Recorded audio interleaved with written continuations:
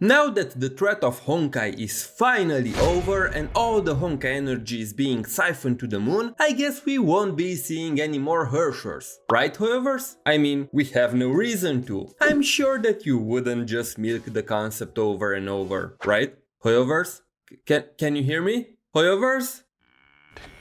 Yeah, boy. After Herrscher of Rebirth was announced, people were confused. As far as we knew, all the Honkai energy on Earth is being siphoned to the moon by Kiana, so a new Herscher should be impossible, right? Well, not really. HoYoverse cleverly brought forth a new Herrscher while keeping true to their established plot points at the end of part 1. I said Herrscher in quotation marks because Herrscher of Rebirth is not really a Herrscher. I mean, she is, but not in the traditional sense. It's complicated, okay? But fear not. In this video I'm going to explain everything you need to know about Herrscher of Rebirth Seele, including how she's able to, well, exist. I mean, did you really think that HoYoverse wouldn't find a way to milk their most profitable type of battlesuit just because part 1 ended? Huh? You're really underestimating them. But before we begin, I want to address a small misunderstanding about Honkai and Hershers. The argument people like to bring up is that Honkai is sealed on the moon, so there shouldn't be enough left to create new Hershers. Keep in mind that the word sealed is a very early APHO remnant that doesn't quite fit the current situation. Kiana literally tells us in chapter 35 that she will siphon the Honkai energy from the Earth to the moon. The Honkai is not really sealed, but it's redirected to the moon for a while. This is done for a couple of reasons. 1. To allow Earth to heal after Project Stigma, and 2. To find a way to convert Honkai energy into regular energy so that humanity can use it as a resource. Honkai is not meant to be gone forever and it's not really sealed away. But anyway, let's get down to business. First, let's start with a simple question. What is a Herscher? In chapter 34, we learn that Hershers are projections of the Cocoon of Finality's powers through different dimensions. Think of a light source, aka the cocoon, that sends light through, let's say, a prism, aka dimensions, to a fixed place, aka Earth. As light passes through the prism, it splits into multiple parallel rays. All those rays are the cocoon's power manifested as different Herrscher authorities. Now, the next question is, why? Well, we didn't have a concrete answer before besides just, this is how the cocoon works, I guess. The new story arc reveals that the cocoon is like a system that can root itself in the laws governing the world itself and manipulate them to a certain extent. That is why when there is a large amount of Honkai energy in a place, an imaginary singularity, otherwise known as a Herscher core, will form, usually inside the body of a host with strong enough Honkai adaptability. But keep in mind, there have been cases of Herscher cores appearing without a host too. We also learn in the finale of part 1 that Hershers can have more types of authorities than we know of, but PE used a technology called imaginary group renormalization, aka Wheel of Honkai, to manipulate the Herscher cycle of the current era and make it as close as possible to the previous era, so that humanity could use the information that they gathered previously to gain an advantage. This is interesting because it tells us that there can be other Herscher authorities, not just the 12 that we know of.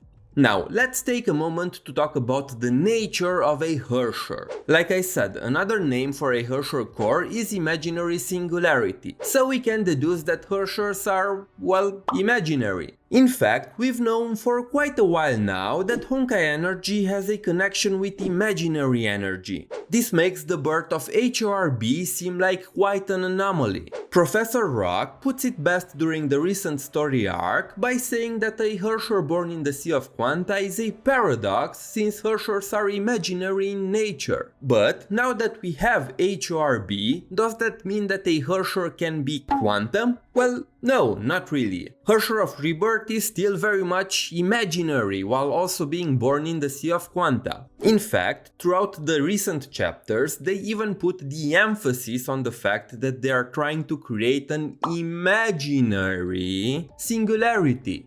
But then, the next question is, how could a Herscher appear in a bubble world? Well, to explain that, we have to talk about Sa.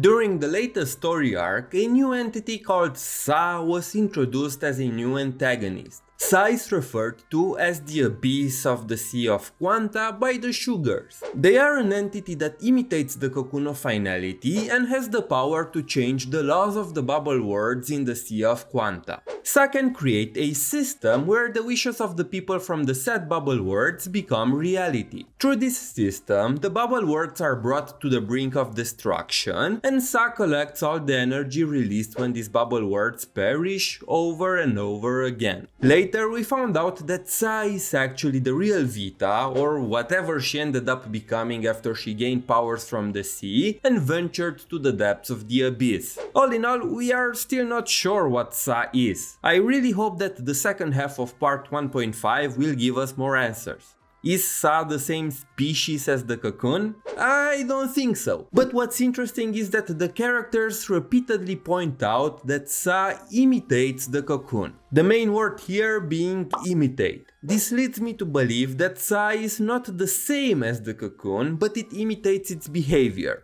Just like the cocoon, Sa roots itself in the laws of the bubble worlds and controls them through its system. You can think of both Sa and the cocoon as computer programs that have certain functionalities, and one of them is creating Hershers. In other words, just like how Hershers are normally born through the cocoon's system, they can also be born through Sa's system. This is why I said in the beginning that Herrscher of Rebirth is not really a Herscher. If we refer to Hershers as beings born from the cocoon of finality, then she is something else entirely since she was born from Sa. But in nature she is still a Herscher. It's like having two programs that do the same thing. While the end result is the same, the origin is different. During the 6.8 Chinese dev livestream, the developers referred to Cele's situation as something similar to convergent evolution. Although I don't think that it's the best analogy, it's pretty much the only analogy that they could have given. Convergent evolution is when two different species end up alike due to them adapting to similar conditions. A good example of this would be ants and termites. While at a first glance someone would think that these two species are related due to their similarities, in reality ants and termites have completely different genetic backgrounds and ended up looking similar due to how both species adapted to their environment. While ants are believed to have evolved from early predatory wasps, termites share more genetic material with cockroaches. So, using that analogy, while HRB's origin is completely different, she still works like a normal Herrscher. Contrary to what many people think, Herrscher of Rebirth is imaginary. Even though she was born in the Sea of Quanta, her Herrscher core is still an imaginary singularity. It doesn't matter who controls the Honkai Energy in the bubble world. Be it the cocoon or Sa, Honkai Energy is still imaginary in nature. The cocoon and Sa can have control over Honkai Energy through their systems, but Honkai Energy can exist independently of them. This was revealed by Schrödinger in chapter 38 when she said that Honkai can manifest in different ways in different bubble worlds from the sea, and that the cocoon has control over Honkai Energy only in the worlds it chooses to operate, aka the real world for now. So, to reiterate, Herrscher of Rebirth is not quantum. She's literally imaginary even lore-wise. But for balance purposes, she was made psychic in-game. This should serve as a lesson for the people complaining about her not being quantum, that context matters and that we shouldn't judge a character before we have all the information. Now that we understand the nature and origins of HRB, let's talk about how exactly she came into existence. Initially, to save the bubble world from Sa's influence, Schrödinger proposed the idea of a Herrscher born in the Sea of Quanta. Since regular Hershers like Senti were tied to the proper world and not to the bubble universe, they couldn't transcend finality in this bubble world, so they needed a Herrscher tied to this place itself. Unfortunately, due to the lack of information, Schrödinger declared the plan impossible since the only way to create a Herrscher was through the cocoon, and the cocoon was in the real world. But Schrödinger's perspective changed after they learned more about Sa, because Sa was mutating the cocoon, it had the same functionality, which meant that their plan became possible, because unlike the cocoon from the proper world, Sa's system was right in front of them.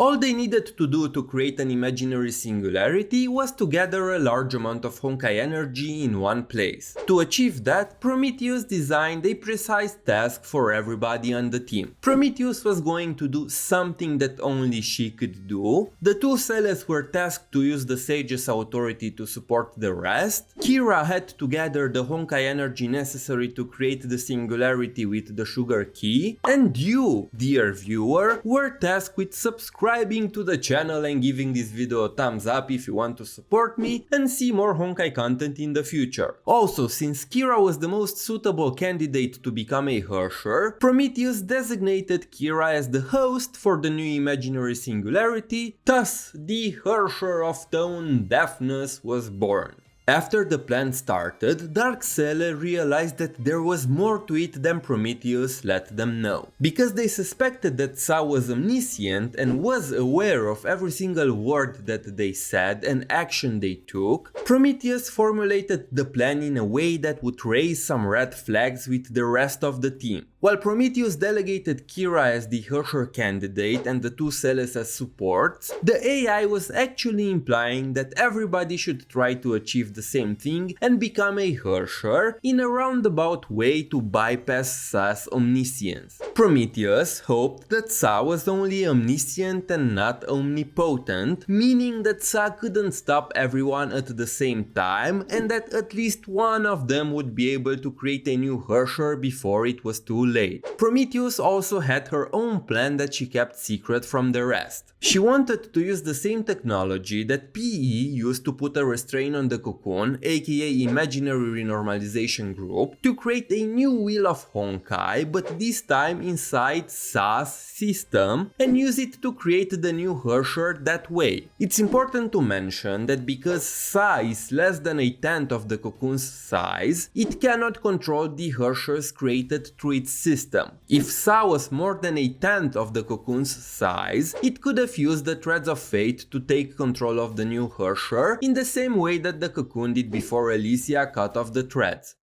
As Prometheus found Sa's roots in this bubble world, she was stopped by Vita, who was revealed to be Sa's proxy and was given authority by it. In the meantime, Kira used the sugar key to gather Honkai energy, and it was revealed that she couldn't become a Herscher anyway, since she didn't have the necessary Honkai adaptability and she would have turned into a zombie or a Honkai beast before a Herscher. Despite Vita's interventions and with Schrodinger's help, Kira managed to gather enough Honkai energy to form an imaginary singularity. In the meantime, the two Seles tried to gather Honkai energy by destroying the runes used by Sa to store it. To protect Seele from harm, Dark Seele used the Honkai energy to separate Light Seele from the body and transform her into an existence similar to an abnormal stigma. After that, she tried to gather Honkai energy by herself but failed to become a Herscher. As the merging of the two bubble worlds happened, everybody basically died, and the masterless Herrscher core resulted from Kira's sacrifice found a new host, since Dark Seele was subconsciously rejecting it. As she was about to dissolve in the sea, the new Herrscher core attached itself to Light Seele and created a new body for her. That is when it was revealed that the new Herscher had the authority of creation and withering, paralleling the Herrscher of Death from the cocoon's side. Using the authority of creation, Seele fought Vita, uprooted Sa's rules from this world, and created new bodies for her allies and inhabitants of the bubble world. It's important to note that the Herrscher of Death/Rebirth cannot revive people. Arrow explained in the past that because the soul dissipates very rapidly when someone dies, not even the Herrscher of Death can bring them back. All it can do is create a body for the soul to inhabit, but not bring it back. But due to Vita going going easy on them and the unique rules of the bubble world, the souls of the people who died remained there, and Seele used her authority to make new bodies for them. I repeat, she was able to save them only because of the special circumstances of this bubble world. In any other situation, the Herrscher of Death/Rebirth could not have brought them back. Before I end this video, I want to give a shout out to a YouTube comment made by user YTT on the You and Me cutscene posted on the official Honkai Impact 3rd YouTube channel. The comment analyzes the lyrics of the song, how they mirror real processes in physics, and how these processes are reflected in the story of the two Seeles. If you want to read the comment for yourself, I'll leave a link in the description. I promise that if you like Seele even a moderate amount, it will be a worthy read. The comment also made me think about the whole story arc and how even though we got Herrscher of Rebirth Seele by the end, the real protagonist was Dark Seele all along. Don't get me wrong, Seele matured a lot, but all her growth happened pretty much before the story arc itself. You can already see how much she changed during chapter 36. The one who truly matured and grew during this arc was Dark Seele. When Light Seele told Dark Seele that she wanted to remain separated even after all the fiasco in the bubble universe, it hit me that the purpose of this story was to finally bring the two Seeles on an even playing field. Light Seele points this out herself. It was never fair for Dark Seele to have less than half the time Light Seele had. Because she left Light Seele in control most of the time, she missed opportunities to grow, make friends, and experience more meaningful things that could help her know herself. This resulted in Dark Seele being a lot more immature than Light Seele, a fact recognized by both herself and Senti. Even after Light Seele accepted her as an equal and shared the body with her without any restraints, Dark Seele was still left behind. While Light Seele could live her life and grow as a person, Dark Seele could not. Light Seele wanted them to separate to allow Dark Seele to grow and change. She didn't want to keep holding her back. Dark Seele never had a true friend besides Seele up until that moment, and it was very nice to see how she and Senti developed their friendship. By the end of this arc, Dark Seele managed to grow precisely because she wasn't tied to Light Seele anymore. She accepted the kindness of the people around her and Light Seele's determination. The old her would have never left Seele to fight Vita alone. But since the two of them trust each other unconditionally now, she knew that Seele would be fine. This separation not only allowed them to grow as individuals, but also strengthened their bond more than ever. All in all, this was an incredible story arc. Sure, it had some pacing issues, but overall it was a great story with a lot of character development.